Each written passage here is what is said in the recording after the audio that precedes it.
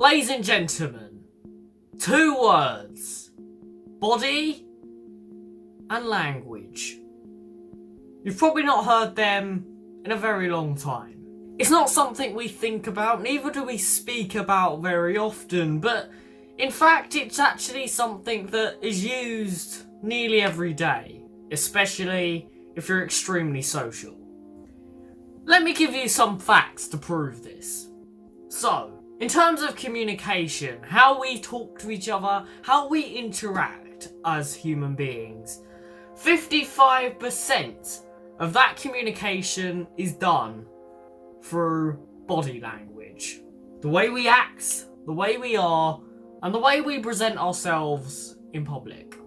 So, why is it so important to know that 55% of our communication as humans is done through body language? And can I just say that's over half?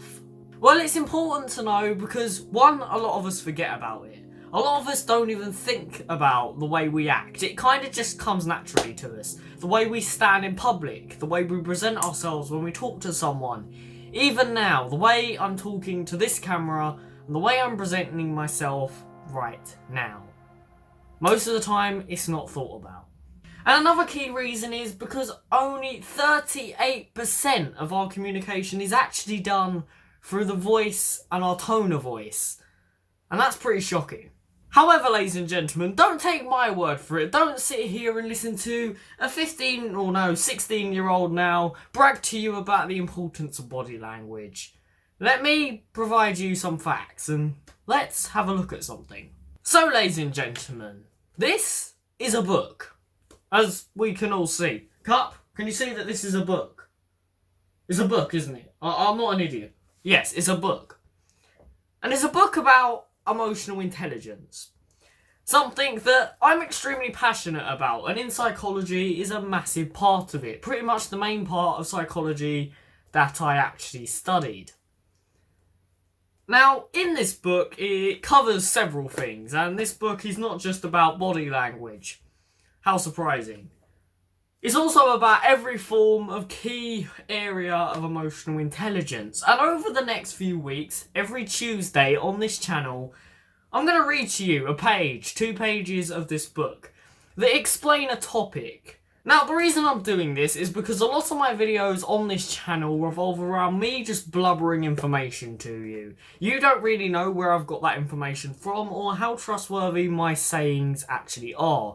Most of the time, the only evidence I'll give you that these things work is by relating the topic back to my own life. And that's why I can kind of tell you that it works. However, topics like body language, communication, and even relationships that we are going to get onto at some point are very hard to be like, look, do this and you will have a bit of a better life without providing evidence. So, as I just said, over the next couple of weeks, every Tuesday on this channel, as long as I stick to schedule, we are going to be reading 1 or 2 pages out of this book. And every time we read 1 or 2 pages, it will cover a topic. And how ironic is it that today's topic is body language? So, this book is written by, I'm assuming a lady, I don't know if it actually is a lady, called Gill Hudson. And she's basically was one of the best-selling authors in mindfulness. I don't know what year this book was released, but she's been a best-selling author, which proves a lot to you. So, we are going to go to page 75 in this book. Yeah, we're skipping quite a few pages. And we're going to read the first bit about body language. Now, this page, I'm going to show pictures of on your screen, so don't worry, I'm not just making this up. There's physical evidence of it. This page that I've got open right now says, managing other people's feelings and emotions. Now, that doesn't necessarily explain body language, but the first thing she talks about in this section is body language, and the key part of reading other people's emotions through body language. So, let's have a quick read. Actually, the facts and statistics that I just got, I will chuck on your screen right now so I can prove to you that I am again not speaking a load of rubbish. As I've said to you in previous videos, these videos take a lot of research and a lot of time to make. I don't sit here and kind of lay on my bed and hope for the best. So, let's read page 75. So, it says, just because you ask someone how they're feeling doesn't mean the answer that you get will tell you how they actually are feeling, in other terms. What a person says about how they feel and what they actually feel can be two different things. People are not always honest or clear about what they are feeling. They do, however, give clues. We all do. Through our non-verbal communication. Now, I've adjusted some of the words in this book just for copyright reasons, but you get the idea of what I'm saying. I'm adding in a few words, one because there's a massive light shining in my face, so it actually makes it really hard to read, and sometimes some of the words are just blurred, so I just make up my own word, which makes sense with the sentence, but also just because it makes it a tiny bit more interesting. So, our first proof that she is talking about body language is the key term non-verbal communication. That is body language in other key terms. So, she's basically saying that some people hide away their emotions. They don't tell you exactly how they feel just purely because a lot of people are insecure about how they feel, or they just don't want to tell you because they have no clue who the heck you are. So, she's basically saying in this that a way of identifying how someone truly feels is through non-verbal communication, which is body language. As we've just proven, 59.5% of our communication involves. Let's keep reading. So it says, according to research carried out by Professor Albert Murrah, I think that's actually the person who I gave you the facts from. Yes, I've done my research. The communication of emotions and feelings is made up of 7% what is said, 38% tone of voice, and 55% body language. The exact statistics I gave you just a minute ago. Again, I've done my research. This means that 93% of yours and other people's emotions and feelings are communicated non-verbally. Can we just emphasise what I just said?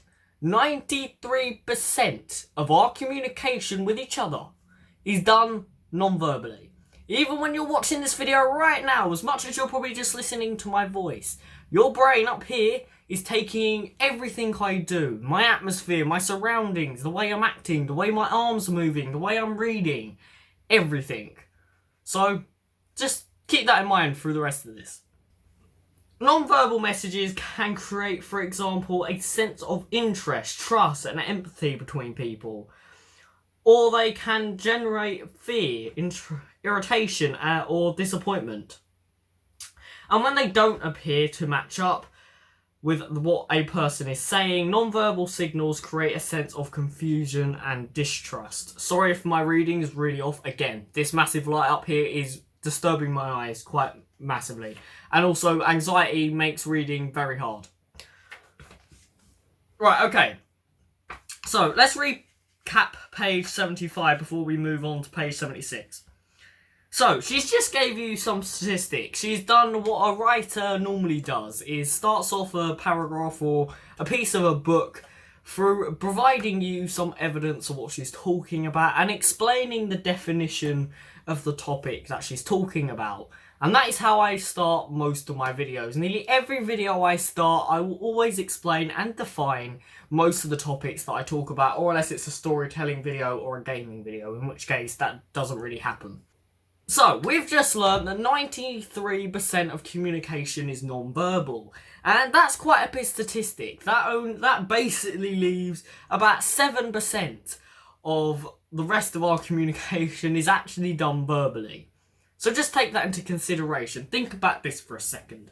If you're talking to your friend and you think that they're saying things that make them sound upset, or they're really happy, for example, and, they sound really jolly, just because they've said they're happy, they're fine, they're jolly, doesn't always mean that, as we've just proven. Because if 93% of our communication is non-verbal, how the heck can you take someone's word for how they're feeling?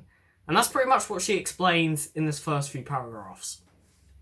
Let's keep reading. Page 76. Right, I'm gonna pop up this page on your screen, but you see the first little paragraph at the top of the page? We're gonna skip that. I will allow you to read it for yourselves, but I don't think that's necessary for me to read, so I'm gonna skip down to the second little paragraph and read that. But you can read that first paragraph for yourself as it's on your screens right now. Right, so here we go. Non-verbal communication can contradict a message you are trying to convey. For example, if you were to tell someone you like what they were wearing, but pull a face to another person to admit that you don't really mean it, basically saying that she didn't really finish her sentence there, but she's basically saying if you did that, that probably means that you don't like what that person's wearing. And that is a form of non-verbal communication. In fact, you can often understand how someone is feeling just by looking at his or her facial expressions. The basic emotions, surprise, anger, joy, disgust, and fear are universal, not just in occurrence, but also in terms of the facial expressions that appear on our faces whenever we experience those emotions. So, in that little paragraph just there, he's basically saying that you can pick up how someone's feeling just through the way they're kind of expressing themselves. Actually, when I first started doing this channel, when I first started doing this, I used to be quite neutral-faced, and I never really tried to put on any facial expression whatsoever. Specifically for the fact of, I wanted you to think that there was just nothing going through my head. That I was, I don't know, it wasn't even a robot. I just wanted you to think that I was completely fine, and that everything around me was perfect. Nowadays, I always try and put on a facial expression. I always try and jump around the camera, seem a bit active. As my jolly old mug friend over there, I don't even know if you can see him on camera. You can sort of. Now you can. As my jolly mug friend over there confirms. Don't you, Mug? So, me acting jolly and upbeat, pulling facial expressions, being in your face pretty much 24/7, is a way of me engaging with you and really expressing to you my true emotion. Because I generally could sit here like this. Hey guys, how we doing? I hope we're well. I am going to talk about body language today. Even then I was pulling facial expressions, which hint that I'm joking. Me blinking my eyes and kind of pulling my face in gives you a hint that I'm not being serious with you. So yeah, we get the idea of body language and how it works and the basic features of what body language is. And she just pointed out that the key part of that is your facial expressions, as I've just gave you an example of. Let's continue. Right, so continuing, and then we'll go into the emotion bit, which is on the next page. So, facial expressions allow us to communicate important things to one another, such as when there is a potential threat. Perhaps this is why some facial expressions are so universal. So, by saying that, basically, if I'm talking to you and suddenly my face drops and I just look like this, I don't really have to say to you that I'm scared or there's something scary ahead of me. You can sort of tell just through the way I'm looking that there's something very wrong and it's happening over there. I don't even need to talk to you to express that. Right, so the next bit of this book is her going through facial expressions. So she says basic facial expressions and then she starts listing a bunch of emotions and explaining the facial expressions for them. And this is where I really wanted to get up to. I think this is probably the biggest part of this entire video. However, before I read this book and give you... I still can't confirm if this person is a man or a woman. Let me find out for you and I'll get back to you. Right, ladies and gentlemen, I've just confirmed that it's a woman, okay? I'm an idiot. Apparently, I can't tell from a name whether it's a man or a woman. I've just confirmed that it's a woman because I just researched her. So yeah, this woman has, before we read her terms of facial expressions, I just want to explain to you a few things in my own terms about body language and the emotions involved. So, what she doesn't recap in the book and what she doesn't tell you is the different areas of body language. So the things that you need to think about. So, One thing that is very big in today's society, and I think a lot of people get very wrong, is when to actually engage in conversation with someone. Yeah, it's great being in a conversation with someone, but how do you even know when someone wants to actually talk to you? Say if I approach someone and they've got their arms like this, they're like looking down. Do you think that that person wants to talk to you? Or is even up for a conversation at that matter? I'd say not. So, this is the first key thing I want to teach you, is before you start interacting with someone, before you start even talking to someone on a basic level, please observe them physically. And the key thing to keep an eye out for here is where their arms are. Are they standing confidently? Are their hands in their pockets? Are their arms like this? Where are their arms and what are they doing with them? Because these bad boys over here are the key to you knowing whether someone wants to talk to you or not. So, if my arms are like this, like the way they are now, jumping around, being a bit crazy, probably signals to you that I'm very up for a conversation, or I'm really engaged in what I'm doing. And that's purely why my arms don't stop moving. However, if I sat in a video and just did this all the time, you'd probably get a bit awkward and this video would probably be very uncomfortable for you to watch. And it goes the same for if you're actually talking to someone in real life. If you approach them and they're just like this, and especially if their facial expression just signals that they're very serious at that moment, it's probably not a good idea to go up to them and start talking to them. You might get a deck around the head. The only reason this is rejected and this idea doesn't work is if that person is upset or crying, in which case maybe you need to take other actions to prevent that getting any further. I will explain that in another video. Stay tuned on the channel. Hit subscribe. Do it now. I'm joking. Another key thing to consider is their face and posture. How are they standing? Are they confident? Do they walk with their head up and their head held high, or are they quite insecure and bent over? It's a very key observation that you can carry out just to pick up a few little things about someone. A lot of the time when I'm in meetings or I'm meeting new people, this is a key thing I do very often. The first thing I will observe in most situations of meeting people professionally is how they're standing. How are they approaching me? Are they confident? Are they standing up straight, or are they slightly leant? What do they have on their back? Do they have a backpack? Do they have glasses on? How are they talking to me? What is their tone of voice like? And through these little things that I'm observing, I'm already starting to pick up various things. However, this is very much applied for an interview. Now, I have interviewed staff before for Future Youth Zone, and I've sat on the end of someone who's had to interview someone to decide whether someone's getting a job, with 4 other people next to me. And during this process, one of my key roles there was to observe what they were doing physically and how they were acting to get a pinpoint point of view of how they was.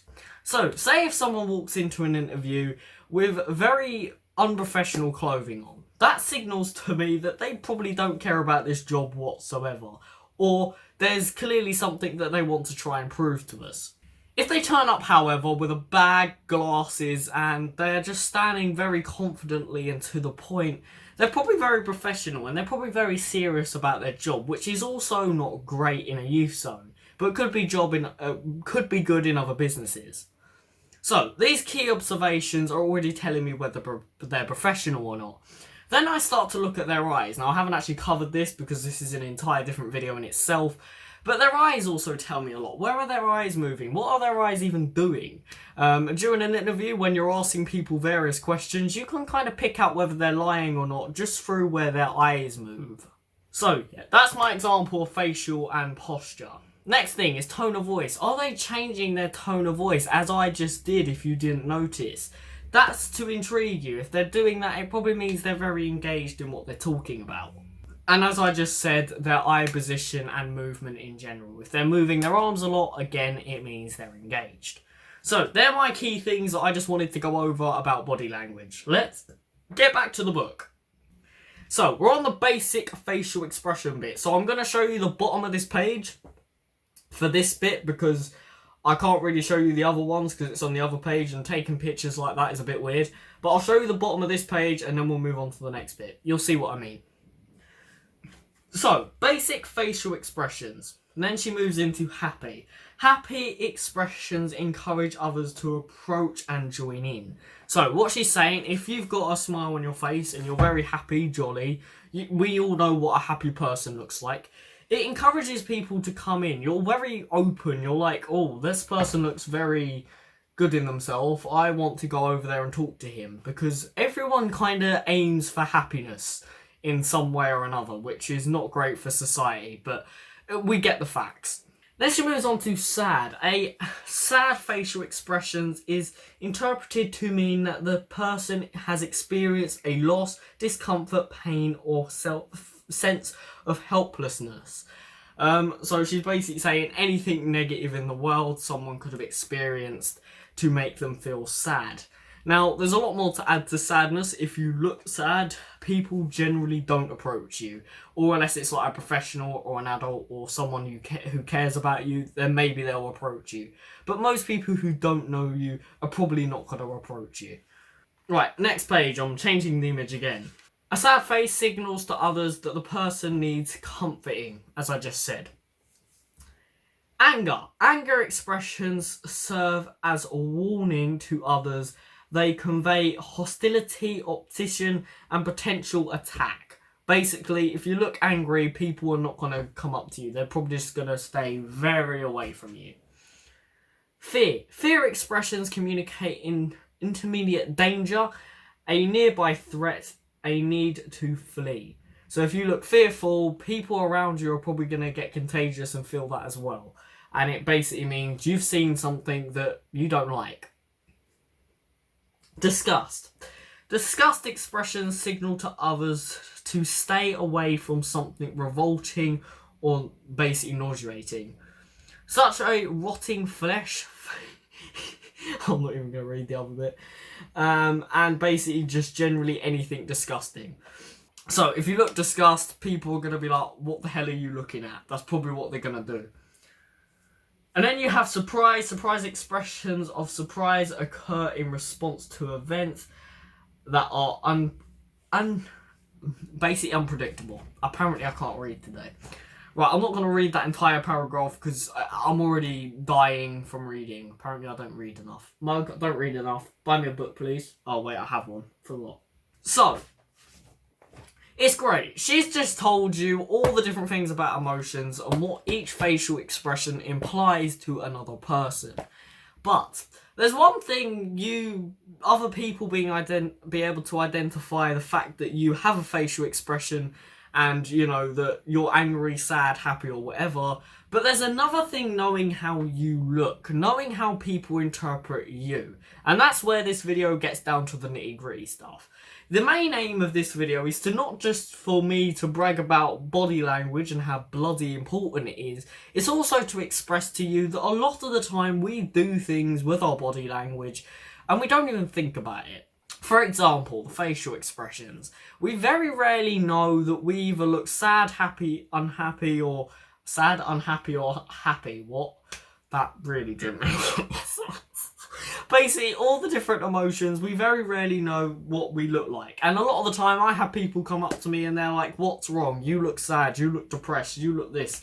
And I'm like, I'm fine. And I don't even just say that to get them to toss off. I generally am fine. So, one key skill, which I'm still trying to develop, is being aware of what facial expressions I'm pulling and how I want people to see me. If you want people to come up to you, try and pull a happy, positive, vibey kind of facial expression rather than looking completely depressed. If you want to seem confident, raise your head, walk with confidence, try and seem like you know what you're doing.